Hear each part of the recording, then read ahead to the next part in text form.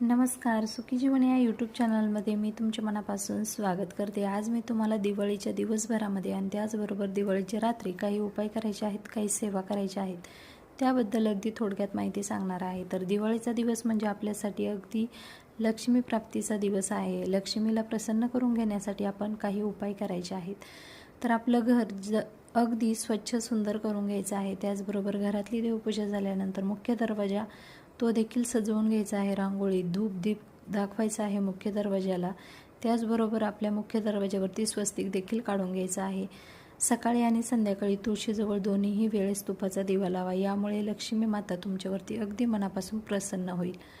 त्यानंतर तुम्ही रात्रीच्या वेळेस दिवसभरामध्ये तुम्हाला हा उपाय करायला नाही जमलं तर रात्री 12 वाजता तुम्ही हा उपाय करा।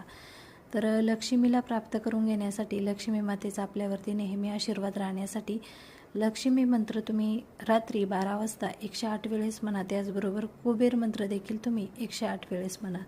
यामुळे तुमच्या आयुष्यातील अडचणी दूर होणार आहेत। त्याचबरोबर तुमच्या घरामध्ये नेहमी लक्ष्मीचा वास राहणार आहे।